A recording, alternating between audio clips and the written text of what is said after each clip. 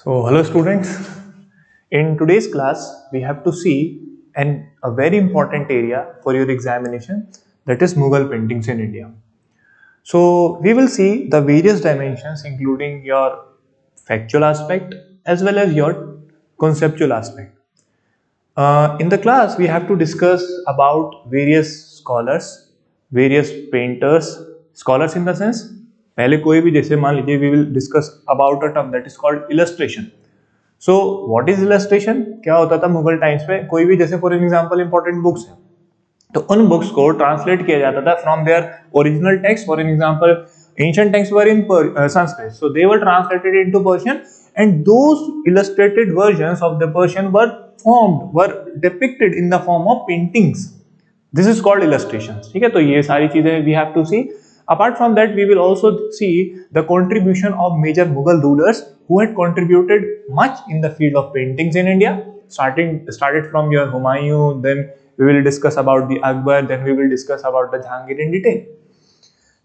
इसके अलावा हमें ये भी देखना है कि कौन कौन से एरियाज हैं जहां से क्वेश्चन बार बार पूछ रहा है. ये क्वेश्चन भी दिखाएंगे. I will discuss the some questions related to your previous year examination including your history, including your UGC NET history, visual art, Indian culture as well as civil service examination simultaneously. ठीक है, साथ साथ ही discuss करेंगे उसके बारे में. और ये भी देखेंगे कि अगर क्वेश्चन आगे आएगा तो how the question can be form. ठीक है, all the things we will discuss in detail. So let us start.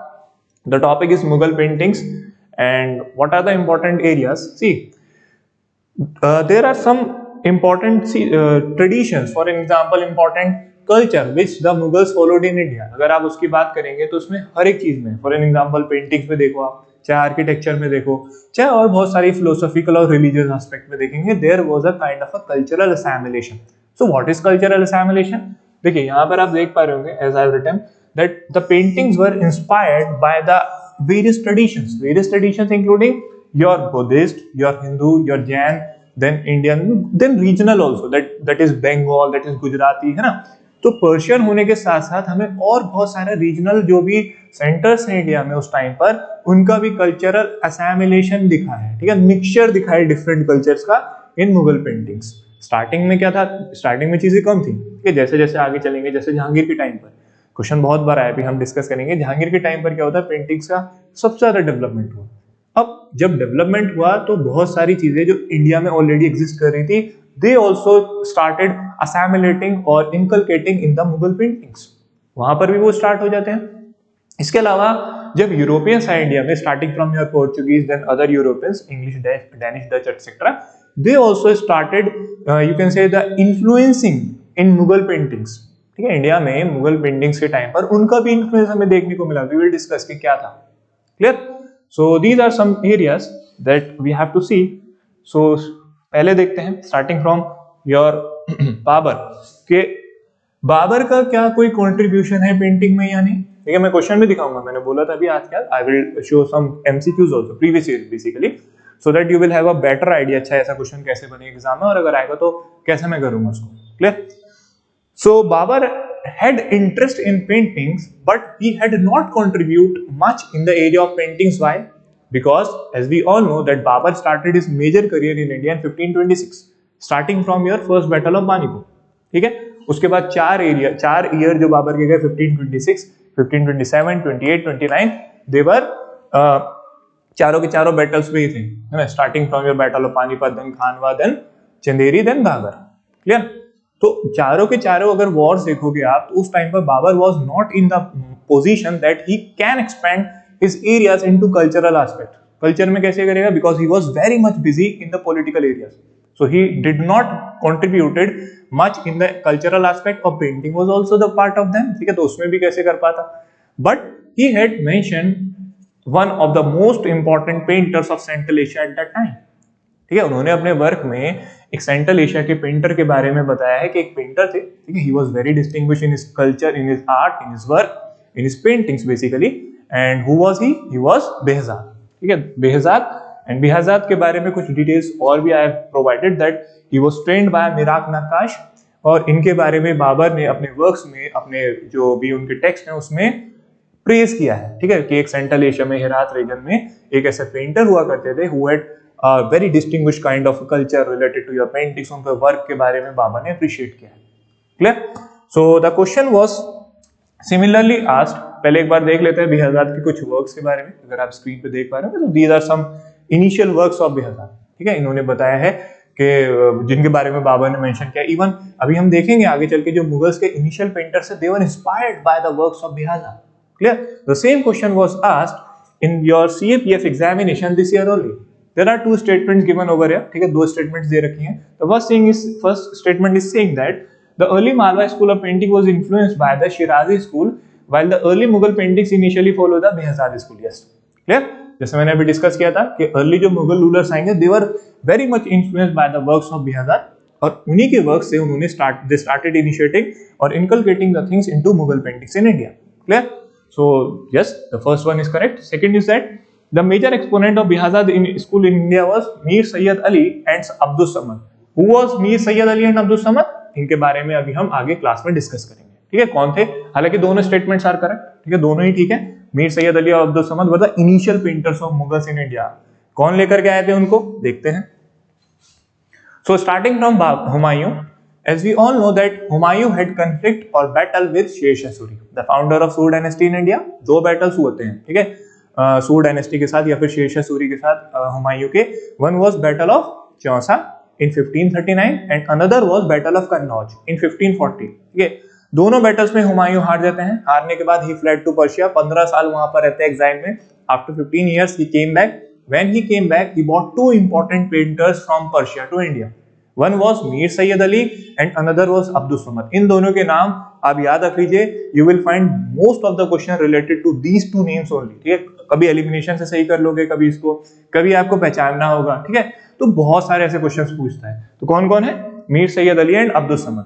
इनके टाइम पर बहुत सारे इलस्ट्रेशंस यानी पेंटिंग, जो मैंने अभी डिस्कस किया था, इलस्ट्रेशंस का मतलब है ना कि वर्क जो होंगे उनकी पेंटिंग्स बनाई जाएंगी। फॉर एन एग्जांपल ऐसे समझिए कि महाभारत है, महाभारत को देख करके पढ़ करके the painter started to make the paintings. अच्छा, ऐसे कैरेक्टर्स, ठीक है, ड्रॉ करने लगेंगे तो वो कहलाता, उसमें बहुत टाइम लगता था। ठीक है, कभी कभी महीने कभी कभी साल भी लग जाते थे पेंटिंग्स को कंप्लीट होने में। और एक नहीं, कई कई पेंटर्स लगते थे। ठीक है, कई सारे पेंटर्स लगते थे उसको बनाने में। वो देखेंगे अभी हम सारी चीजें। सो ये है। नेक्स्ट, अकबर के टाइम पर पेंटिंग्स जो थी उनका डेवलपमेंट और होता है।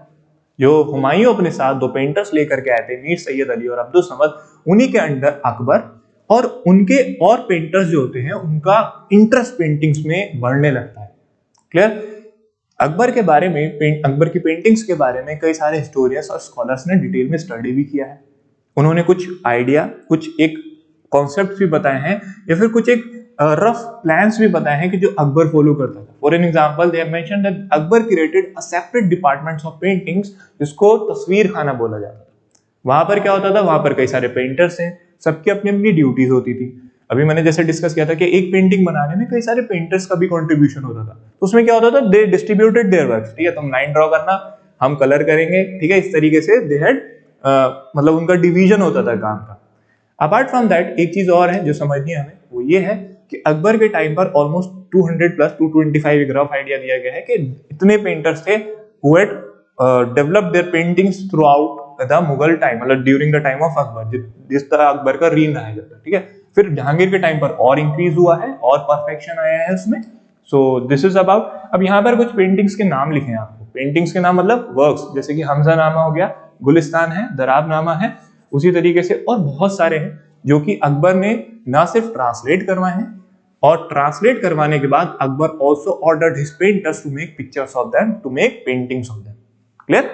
So this is about your Akbar contribution. Next, Hamzanama. Hamzanama is an important और the first major work of Akbar, जिसका इलस्ट्रेशन या फिर पेंटिंग स्टार्ट किया गया था। Hamzanama is a text which was translated into Persian and then the text was painted or text was transformed into the form of painting।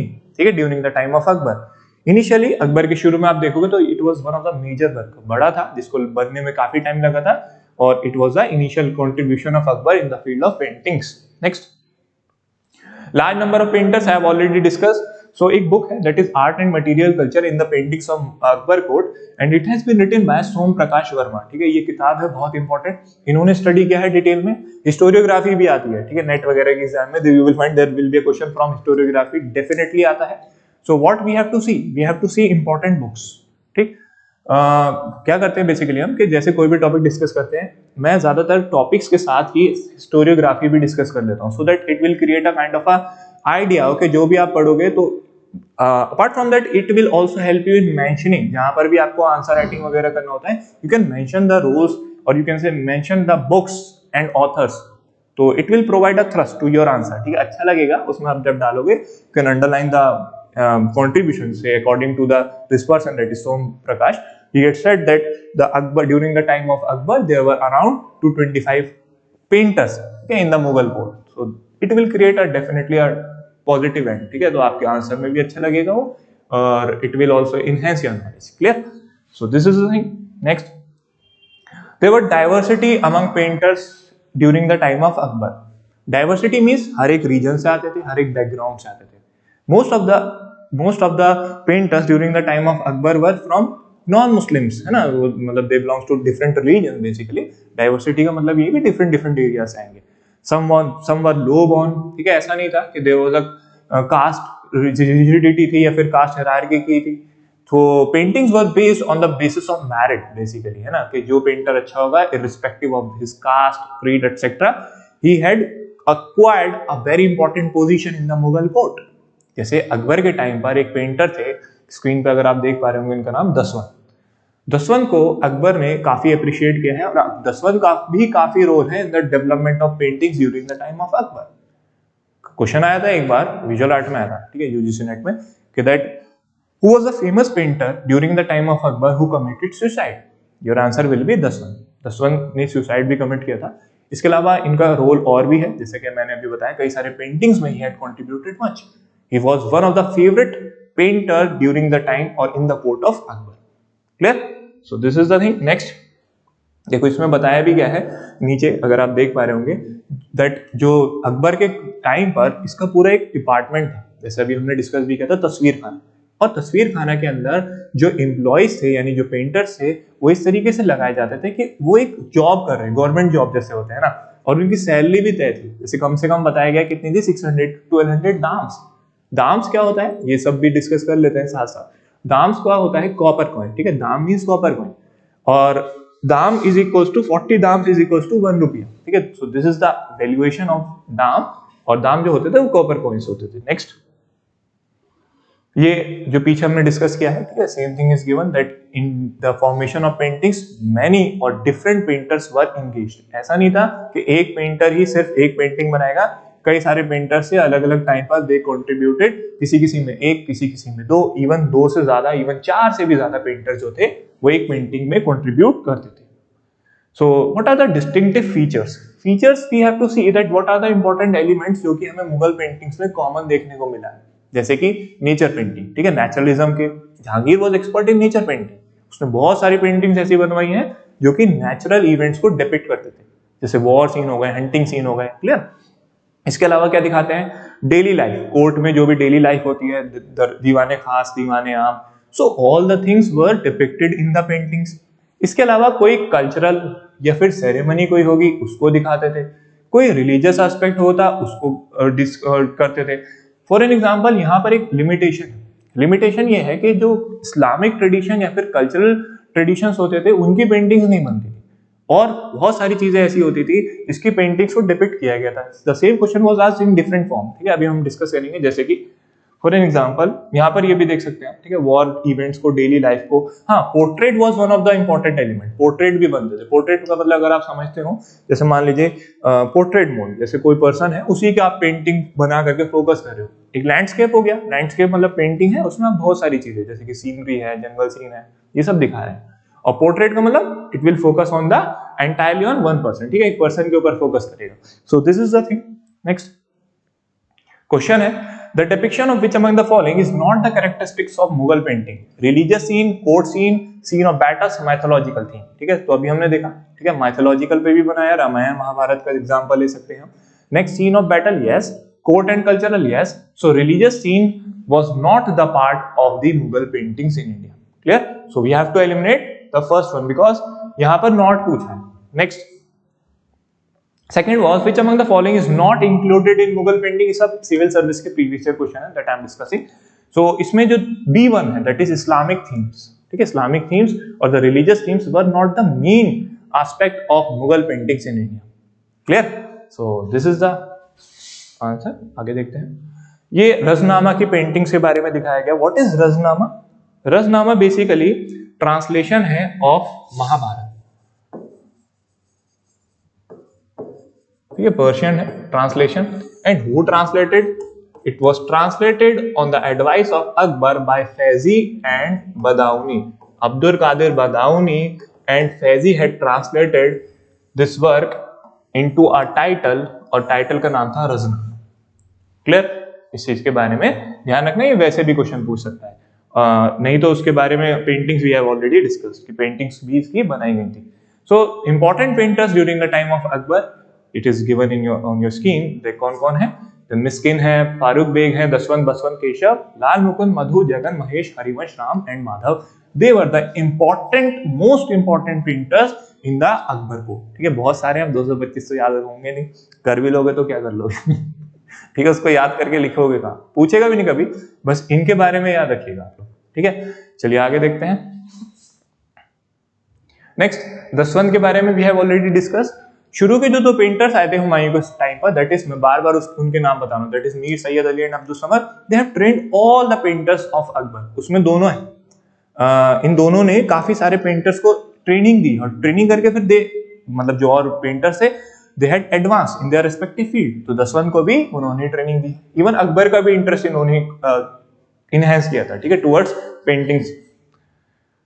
Next question आया था, which among the following Mughal painter according to Abul Fazl were excellent in the drawings of feature. देखिए अब यहाँ पर एक दो चीजों से हम आंसर को ठीक कर सकते हैं. पहला तो कि अबुल फजल was a contemporary of Akbar. ठीक है, अगर आप हिस्ट्री पढ़ते हैं तो the most important source which informed us about the life of Akbar is Akbarnama और आईने अकबरी, which was compiled और composed by, किसने लिखी है? अबुल फजल. ठीक है, फैजी जो अभी हमने पढ़ा था उनके भाई हैं. अबुल फजल एंड फैजी वर ब्रदर. ठीक है, दोनों भाई थे. तो अबुल फजल ने अपनी बुक आईने अकबरी में बहुत सारी चीजें बताई हैं. तो यही पूछा गया अबुल फजल ने किसको प्रेज किया है. तो कौन थे? पेंटर अकबर के कंटेम्पररी बसवंत. अभी हमने देखा था. ठीक है, दसवंत भी हैं, बसवंत भी हैं. अब्दुल समद हुमायूं के हैं. बिहाजाद जो है वो बाबर ने उनको प्रेज किया है. और मीर सैयद अली भी कौन है? जो हुमायूं अपने साथ पेंटर्स लेकर के आए थे, उनमें से एक है. नेक्स्ट एक क्वेश्चन और आया है, 2019 में पूछा गया था. ये यहाँ पे मैच करना था. क्लियर? तो बेसिकली क्या है, इसके हम आगे भी देखेंगे. अभी हम बताएंगे जहांगीर से रिलेटेड क्वेश्चन है, ये दोनों भी होंगे. ठीक है, जैसे इनमें से पूछा है कि कौन कौन थे. तो यहाँ पर उस्ताद मंसूर का नाम आप देख पा रहे होंगे. उस्ताद मंसूर वाज फेमस और he was expert in making natural scenes. Jahangir के पेंटर थे, इनके बारे में भी आगे आएगा. ठीक है, तो आप और अच्छे से उसको समझ पाएंगे. Otherwise you can back the video और दोबारा आप देख सकते हैं उसको. Next, the ancient tradition of painting on a large square of Hamzanama. ठीक है, सेम क्वेश्चन आ गया, अभी हमने डिस्कस किया था. क्वेश्चन पूछा है प्रीवियस ईयर 2015 में आया है कि हमजानामा जो था उसको डेबिट करने वाले यानी कौन से रूलर थे जिनके टाइम पर डिपिक्शन हुआ, ये पेंटिंग बनी. और answer will B Akbar. Clear? So getting the things, ये सारी चीजें रिलेट करके आप आराम से समझ सकते हैं. नेक्स्ट 2018 में क्वेश्चन पूछा गया है, इनमें से कौन से अकबरनामा के जो पेंटिंग बनी है उसके कैरेक्टरिस्टिक्स नहीं है या फिर है ना. तो यहाँ पर हमें देख लेना है कि अगर जो एलिमिनेट होगा वो नहीं होगा obviously. So the C option is that the collaborator used to finish portrait only. मैंने क्या बताया था अभी कि बहुत सारे पेंटर्स, बहुत सारी पेंटिंग्स ऐसी थी जैसे कि हमजानामा हो गया या फिर और भी बहुत सारी हैं, रजनामा हो गया. तो उसमें कई सारे पेंटर्स करते थे काम. तो उसमें ऐसा नहीं था कि वर्क डिफाइन था कि आप ये करोगे, आप ये. ठीक है, अपने वो दे हैड देयर अपना जो टीम एफर्ट जिस तरीके से वो करते हैं. यहाँ पर लिखा है कि कोलैबोरेटर जो था वो सिर्फ लाइन खींचता था या फिर उसका वो काम फिक्स था, ऐसा नहीं है ना. So we have to eliminate the C1. ये तो नहीं होगा. C गया तो ये भी गया, एंड देन थर्ड भी गया, देन फोर्थ भी गया. क्लियर? तो C 3 में है, 1, 2 एंड 4 में. इसमें सेकंड, थर्ड एंड फोर्थ. तो answer will B first A and D. ठीक है, अगर इसको और तरीके से देखना तो B देख ले सकते हैं आप. The sketch and the colouring were usually done by a single painter. No, है ना. अभी मैंने क्या बताया, बार बार इस चीज को फोकस कर रहा हूं कि कई सारे पेंटर्स लगते थे एक पेंटिंग को बनाने में. तो B option will not be the correct one. So your answer will be A and D. Next. यहाँ पर पेंटिंग्स, जहांगीर के पेंटिंग्स के बारे में हमें डिस्कस करना है. बड़ी इंपॉर्टेंट बुक है, that is written by the Milo Cleveland. The name of the book is that Mughal and Rajput paintings in India. ठीक है, जहांगीर के बारे में जानने के लिए थोड़ी सी चीजें हम पहले समझ लेते हैं, then we will see the things क्या क्या है इसमें मेंशन. पहला तो ये कि Jahangir was very expert in painting.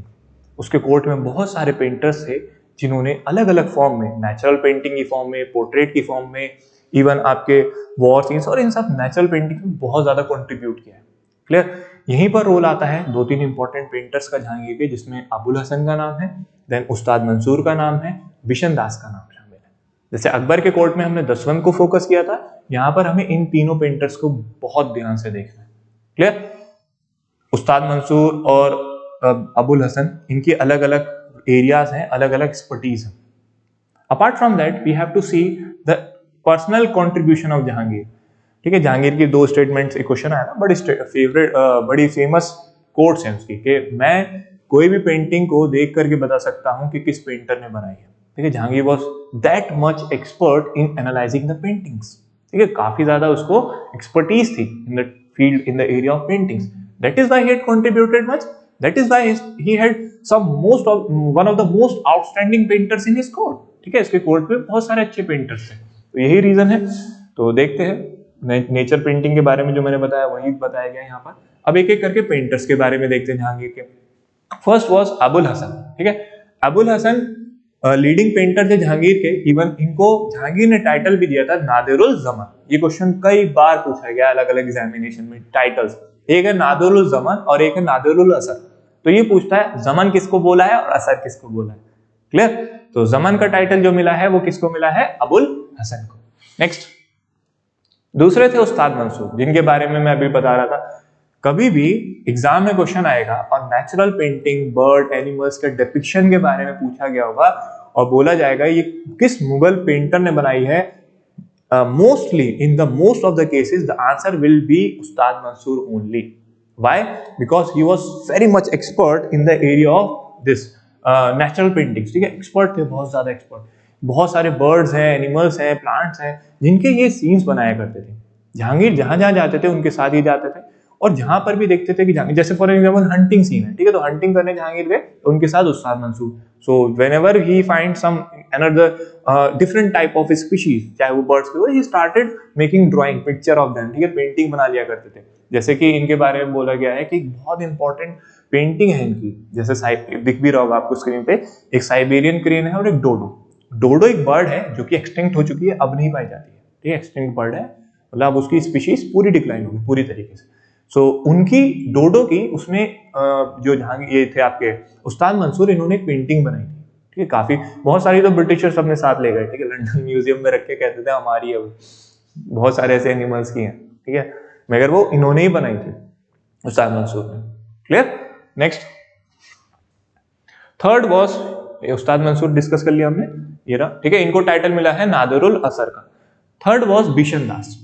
Bishan Das was expert in making portrait. Portrait अभी मैंने जैसे बताया, एक हो गया लैंडस्केप पेंटिंग, दूसरा हो गया पोर्ट्रेट. ठीक है, जिसमें आप खाली ऊपर की बॉडी पे ही डिपिक्शन ज्यादा करेंगे. तो ये है, पोर्ट्रेट के एक्सपर्ट थे. इनको भेजा गया था एक डिप्लोमेटिक मिशन पे, जहांगीर ने इनको भेजा था कहां पर, Persia, in order to draw the portrait of Shah Abbas, वहां के रूलर की पेंटिंग बनाने के लिए. जब ये वापस आए तो वहां के रूलर बड़े खुश हुए थे इनसे. ठीक है, शाह अब्बास को गिफ्ट वगैरह दिए थे और एक हाथी दे दिया था गिफ्ट में. ठीक है, इनको बिशन दास को, जब ये वापस आ रहे थे तो.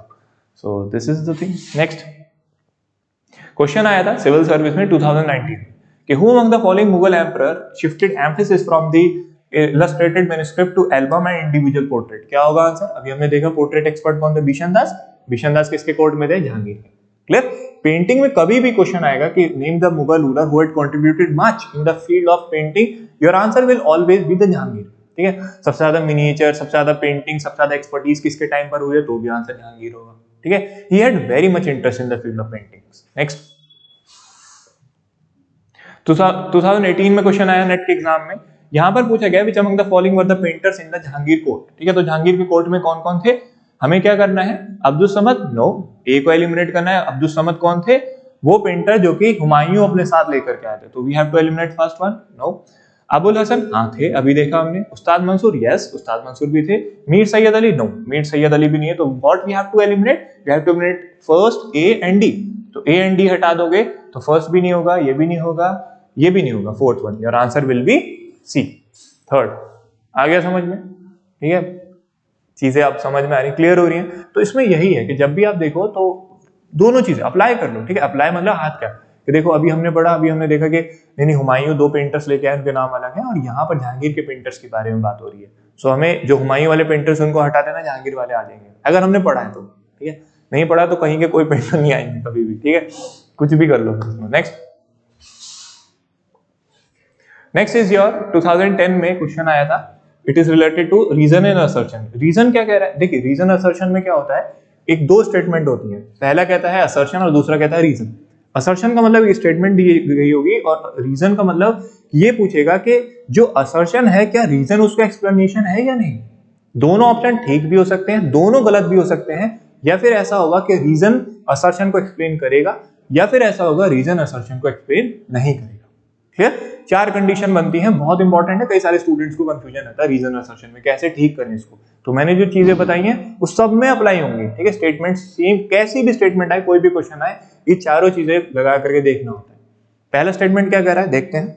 The first statement is saying that it was in Jahangir reign that the art of painting reached its highest watermark और highest peak. yes, ठीक है, हमने कई बार डिस्कस किया अभी कि जहांगीर के टाइम पर ही जो पेंटिंग्स थी वो सबसे ज्यादा फ्लरिश करी थी।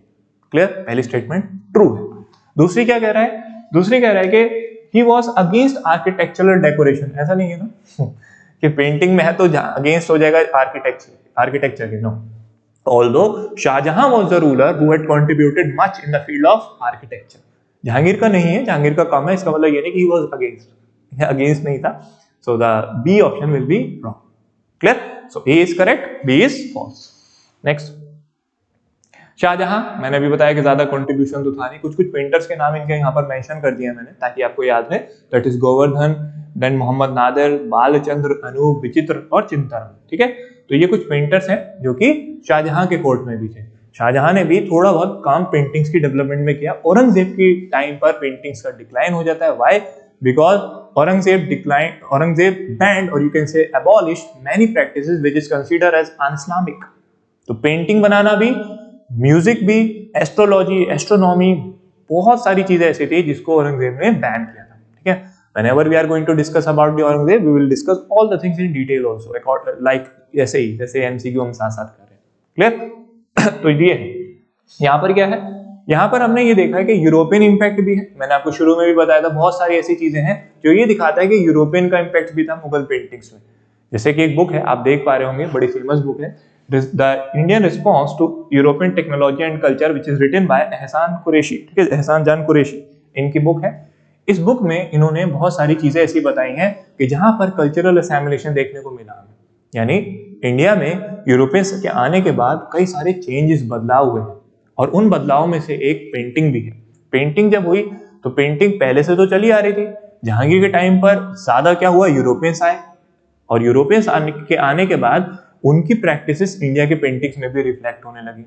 जैसे वॉर सीन, ठीक है, एक एग्जांपल में ब्रॉडली अगर आपसे लूं तो वॉर सीन्स पहले पेंटिंग्स में कम दिखाए जाते थे, और अगर दिखाए भी जाते थे तो उतने वायलेंट नेचर के नहीं होते थे जितना कि इनके टाइम पर हुए, यानी जब कौन आ गए, यूरोपियंस आ गए। Clear? So this is the thing you have to see. यहाँ पर इसी के बारे में डिस्कस किया गया है कि मुगल पेंटिंग्स के टाइम यूरोपियंस में हमें इन्फ्लुएंस दिखा। ये कुछ यूरोपियन इफेक्ट्स बताए गए हैं जो कि हमें मुगल्स में देखने को मिले। For an example, clouds, roaring clouds, effect of lights and shades, 3D है ना, 3D पेंटिंग्स, ये इंपॉर्टेंट है कि 3D पेंटिंग्स जो थी वो भी बनना शुरू हो गई थी। मतलब मुगल पेंटिंग्स जो थी उसमें 3D इफेक्ट लाने की कोशिश करी। ठीक है, ये यूरोपियन वो थी टेक्नोलॉजी या फिर टेक्निक जो कि मुगल्स यहाँ पर अडॉप्ट करने लगे थे अपनी पेंटिंग्स में। So there are many. ठीक है, यू कैन सी। नेक्स्ट कुछ क्वेश्चंस है previous year. For example, European paintings were introduced in the court of, मैंने अभी क्या बताया, अगर आप हिस्ट्री पढ़ते हो वैसे भी जानते हो कि the major arrivals of Europeans in cultural, political as well economically तो पहले भी थे पोर्चुगीज, है ना। सो मेजर कल्चरल देखोगे तो कब से स्टार्ट हुआ, during the time of Jahangir, है ना, जो हम अलग से पढ़ते हैं ना, थॉमस रो आए, विलियम हॉकिंस आए, विलियम हॉकिंस पहले आए, देन कैप्टन मिडिल्टन आए परमिशन लेने के लिए to establish the factory at Surat. उसके बाद फिर आपके ये थॉमस रो, देन और बहुत सारे ऐसे ट्रैवलर्स आए, फिर धीरे धीरे करके दे स्टार्टेड अपना काम they started interfering in the political affairs of the Mughals, और धीरे धीरे करके दे एक्सपेंडेड देमसेल्व्स, एंड फिर पता ही आपको 1947 तक दे रूल्ड, है ना, they colonized us. So this is the thing. Next, यहाँ पर यही पूछा गया है, यहाँ पर आंसर होगा आपका जहांगीर। दूसरा क्वेश्चन है, in the Mughal paintings one of the notice adoption of principle of foreshortening whereby near and distant people could be seen placed in perspective, यानी वही 3D बना कि दूर के पास, पास के दूर, इस तरीके से डिपिक्ट करने लगे थे पेंटिंग्स को। ठीक है, लोग खड़े हैं तो दूर दिख रहे हैं, पास दिख रहे हैं, होता है ना, जैसे कभी कभी हम दिखाते हैं उसमें कि माउंटेन्स को दूर दिखाना है, पास, उसी तरीके से लोगों को भी। So this technique was basically European and the major contributor was Portuguese. ठीक है, पोर्चुगीज के टाइम पर ये पेंटिंग्स, ये टेक्निक जो थी वो मुगल पेंटिंग्स में अडॉप्ट करी और फिर धीरे धीरे करके डेवलप करी गई थी। Clear? So always remember this thing. Next, yes, so this was about the Mughal painting, and बहुत सारी कुछ चीजें और भी हैं इसमें, ठीक है, लेफ्ट राइट, मगर majorly I have already discuss. So ये है one of the important cultural aspect of the Mughals, of you can say the medieval India entirely. You have seen that many questions recently भी अभी आए हैं और previous year भी बहुत सारे हैं, ठीक है। Most of the questions I have already discussed, but yes, there are some which have to be discussed, वो भी करेंगे आगे वाली क्लासेस में। So this is the thing, okay. Any doubt occurs, you can contact. Thank you.